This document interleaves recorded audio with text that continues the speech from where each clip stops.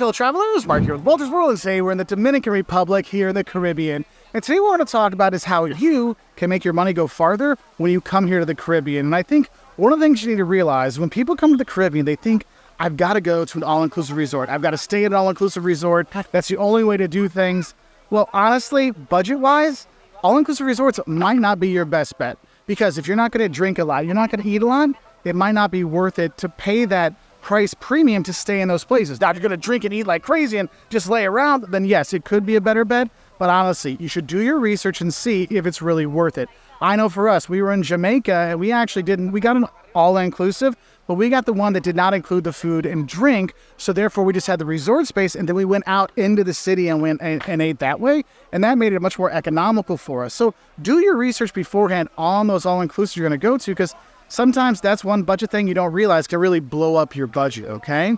Now, another thing I think is important is when you're packing to come here, you can save yourself a lot of money if you bring your snorkel, your goggles, your water shoes, your sunblock, your bug spray.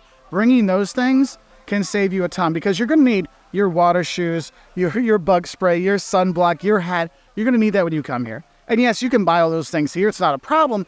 But if you're looking to get your Copper Tone 50 sunblock, that's like $12.50 at Walgreens back home, it could be $30, $40 here in the Dominican Republic or Jamaica. So sometimes just budget-wise, it might be good to just have that stuff and bring it with you to save money that way. Because getting those things at your resorts, whew, it can be a bit high, okay? Now, another thing you can look at doing in order to help your budget is really be open to the days you fly to the Caribbean, because if you fly in on a weekend, the prices are really high. Because you're coming here to the Dominican Republic on the weekends. People fly from the U.S. just to spend the weekend here, and that drives up those prices for Friday flights, Saturday flights, going back home on Sunday flights. Look at alternate dates. If you can go, maybe go Tuesday to Tuesday, and that could save you quite a bit of money on the flights, because flying to the Caribbean is sometimes the same price or more than doing a flight from the U.S. to Europe, okay? So that can be a really big impact on your budget. Now, I know I kind of mentioned this earlier when I was talking about the all-inclusives, but honestly, another way you can save money is just eating where the locals eat.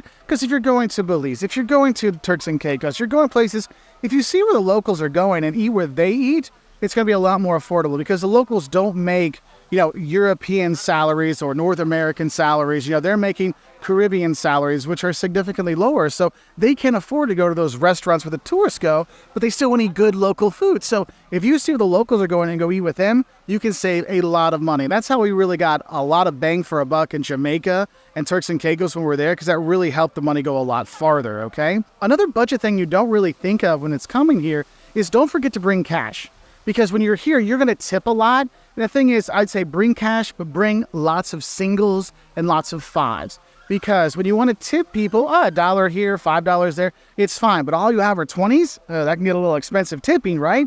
So have those singles, whether you're tipping the busboy, you're tipping the bellhop, or you're tipping your bartenders, even at all-inclusives, putting an extra $1 here or there does make a difference to help things out and maybe make your drink a little bit stronger, let's say. Because you're going to take out money, okay? ATMs are all over the Caribbean. I mean, most of the time they're going to be in the banks. So make sure that you look for the ones in the banks. Your resorts will probably have them in the resorts as well.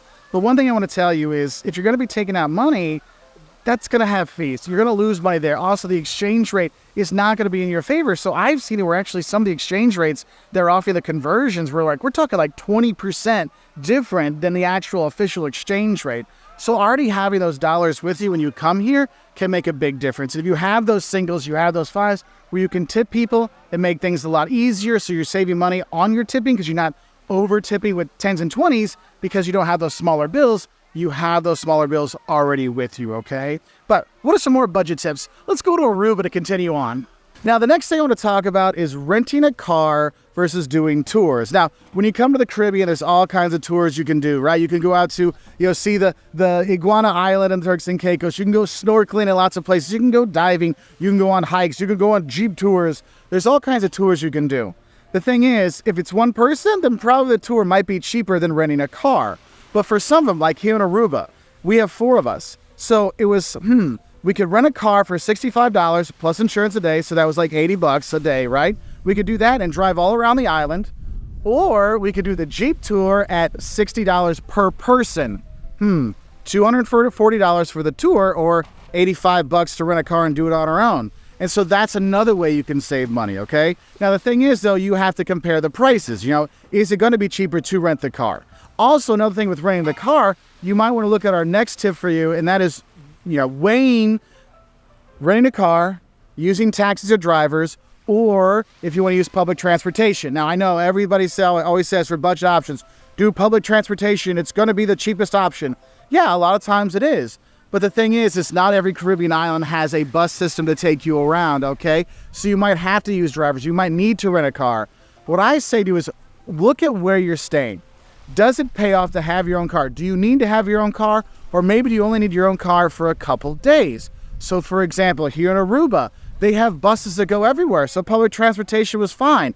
And we only rented a car for a couple days to go out and explore the island. So instead of 7 days of renting a car, we only had 2. And that saved us a lot of money. I know we're going to the Cayman Islands pretty soon, right? And the thing is, Cayman Islands, there's buses that go around, we can do that, but we want to explore, all the islands, so we need to rent a car.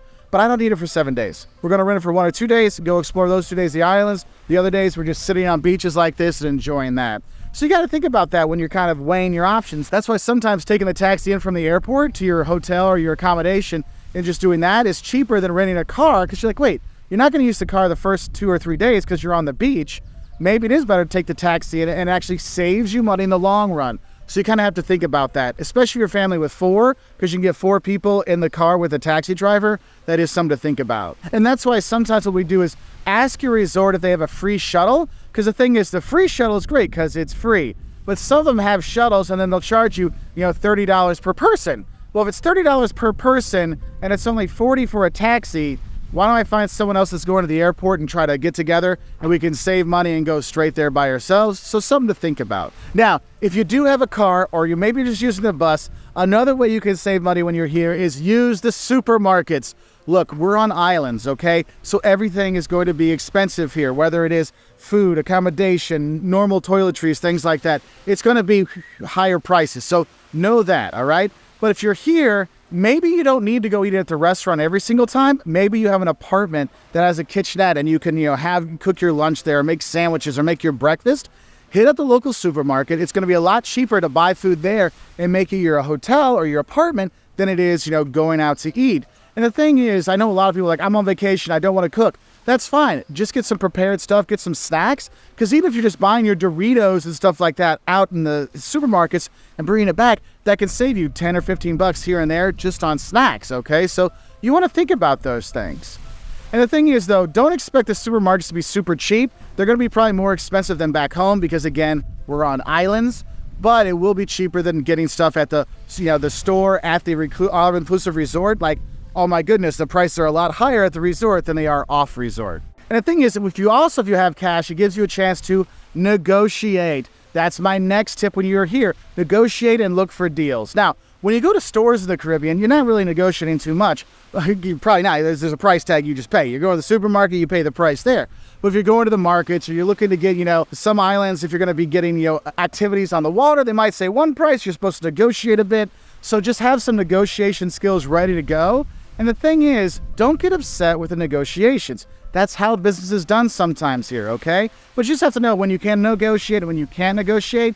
And another thing is with the negotiation, I kind of look at it also is look for some deals. Because sometimes resorts might give you deals like, oh, if you sign up for a week, we'll give you an extra day. If you sign up for our higher level room, we'll give you free breakfast. And that can add up. I mean, we ended up getting free breakfast here at the place we're staying at, and that saved us quite a bit of money because it's $22 for anyone 13 and over to eat. So that's 3 over 13s plus Liam, who's free. So that's $66 for breakfast. Oh my goodness. But now they gave us that little deal. It's free. Man, that's $66 in my pocket every day we're eating. We're on a 5th day of breakfast. Hey, I'm saving a plane ticket right there. So do look for those deals. Now, another thing I think is important in terms of looking at helping save your budget when you're coming to the Caribbean really comes down into looking at what island you're going to go to. Because some islands, all the islands are pricey. I'm going to say that. But some are more pricey than other ones. Like if you're going to Turks and Caicos, that is just more pricey overall than if you're going to a place like Jamaica or Puerto Rico or something like that. So do your research into the island you want to go to. Because you might see that one's a little bit more pricey. Is there one similar to it that I could go to that's not going to be as pricey? So do your research on that. And it could be like, look, we're going to the Cayman Islands. it is one of the more expensive ones. But where we're going to stay there, we've got 7 Mile Beach right there. There's shopping right next to it. There's a mini bus stop right outside, so I don't need to rent a car. So it's a little bit more money for my rental.